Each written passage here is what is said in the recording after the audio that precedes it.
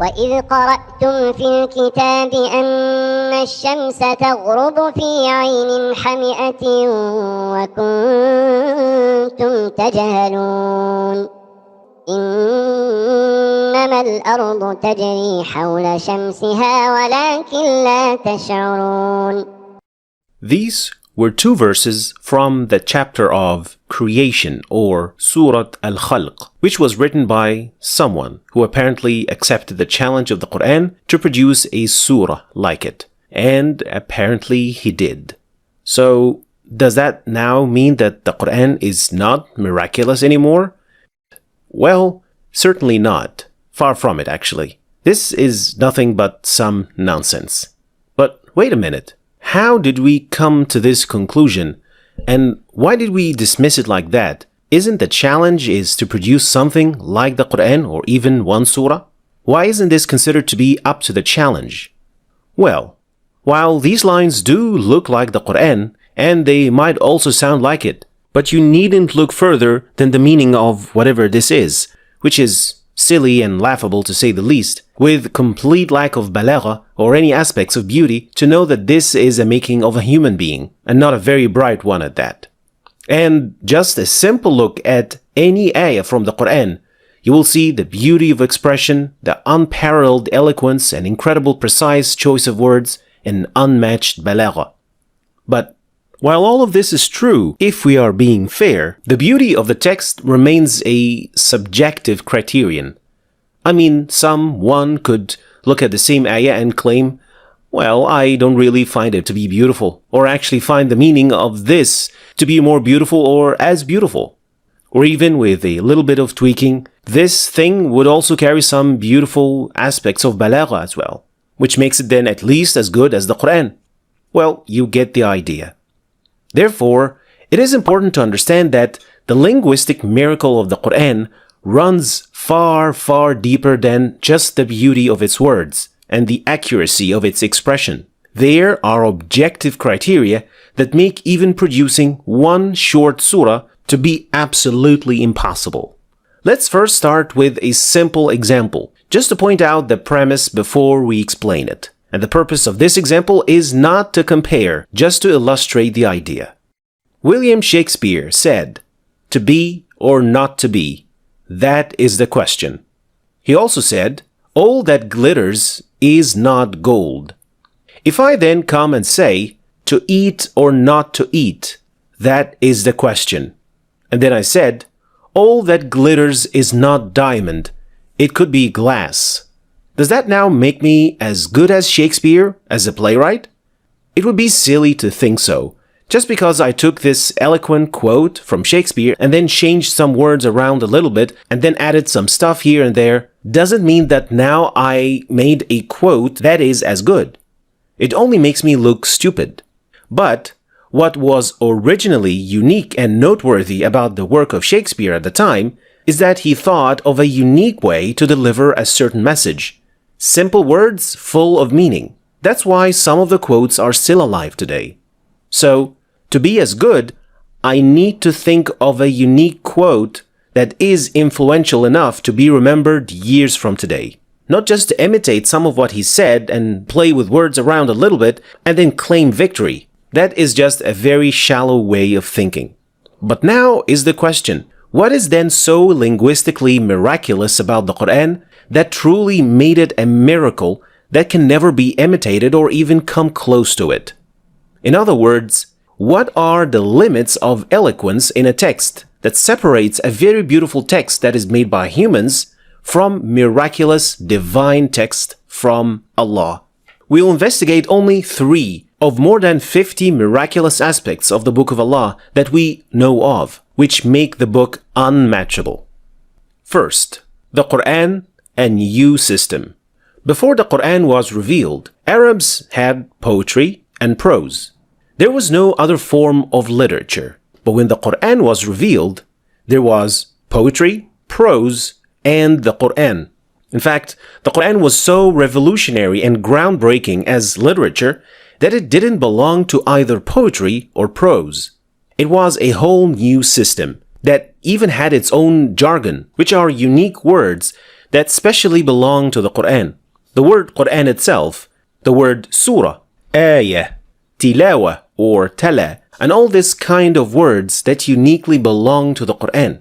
Interestingly, none of these words was promptly defined at the beginning of the book, as you would expect from a new book, to tell us what Quran is and what is an ayah, a surah.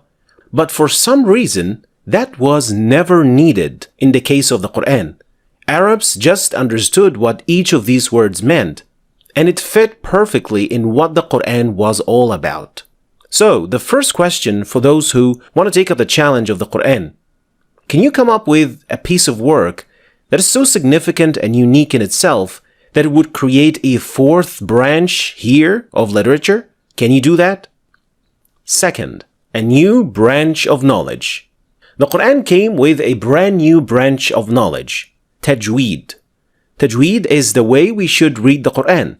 It is true that some aspects of tajweed were indeed part of how Arabs talked, like heavy, light letters, qalqala, iqlab.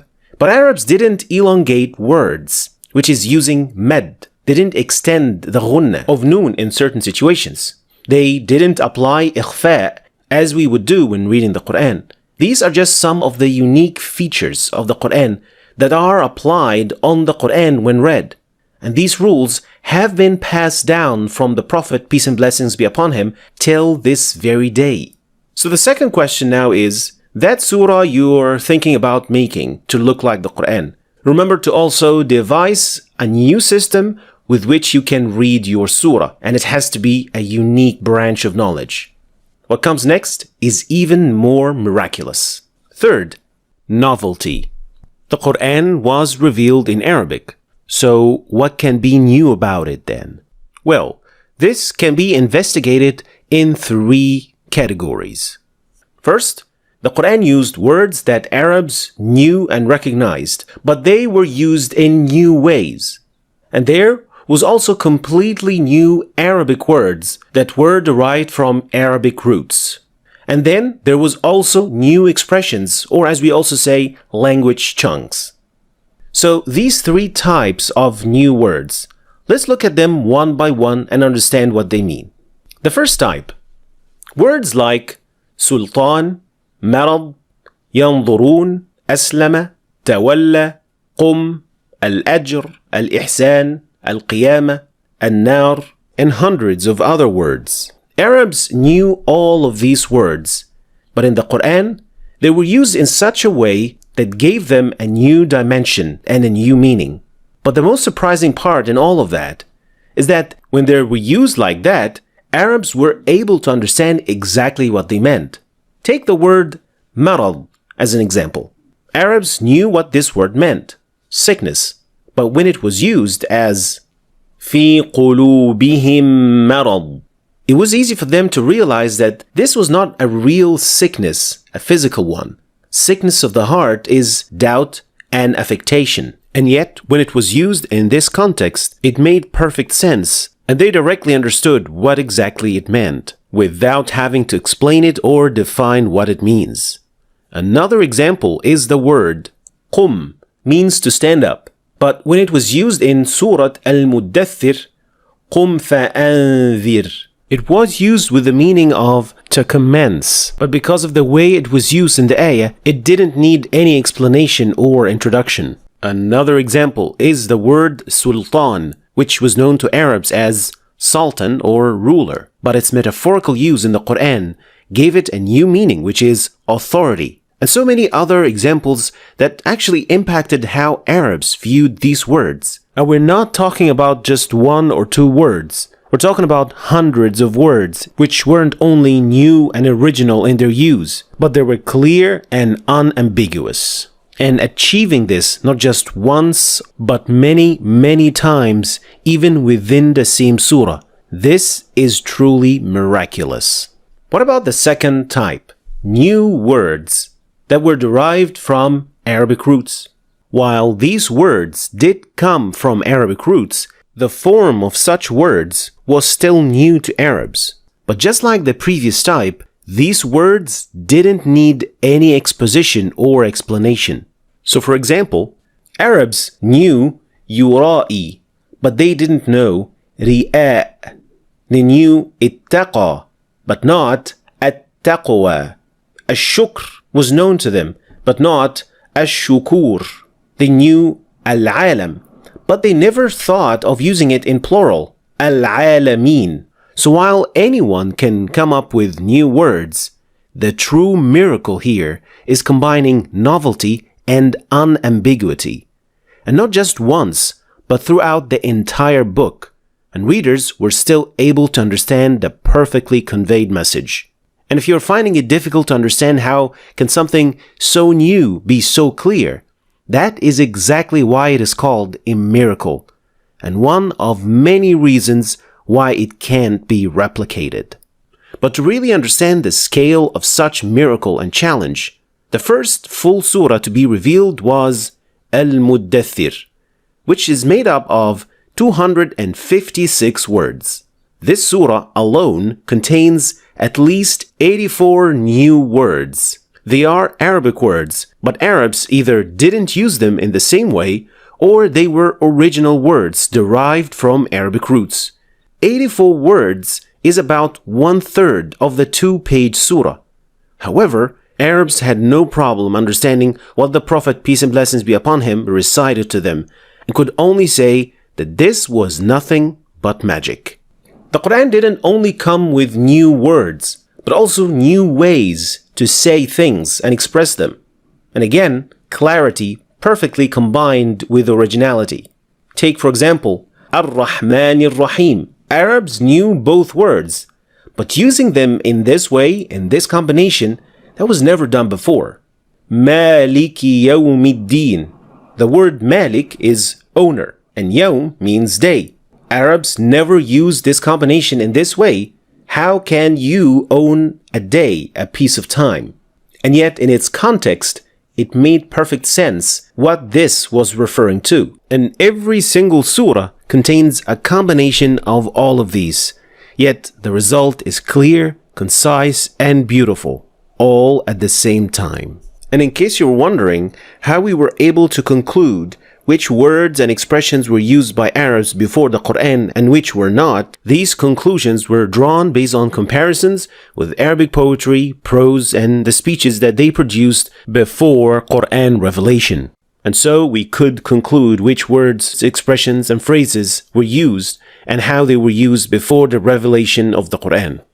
And I think now we are starting to understand more how it was possible for someone like Umar ibn al-Khattab, for example, like so many others of the Sahaba, may Allah be pleased with all of them, became Muslim just by listening to a couple of ayat, and that's it. It was incredibly clear to them when they first heard it that this cannot be the doing of humans. This must be from a higher power. It also explains to us how some scholars try to explain al-huruf al-muqatta'a at the beginning of surahs. Think of it like that. You were invited by someone for dinner, and you were presented with a meal that was so delicious that you almost lost your mind.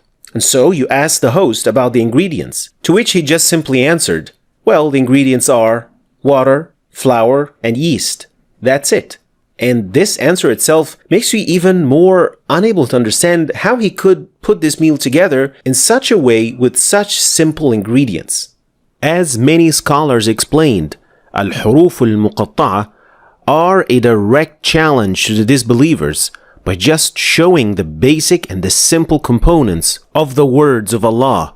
And yet, they cannot come up with anything that matches this miraculous book. So unless you are able to match these standards and actually many more, you shouldn't even think about challenging the word of Allah.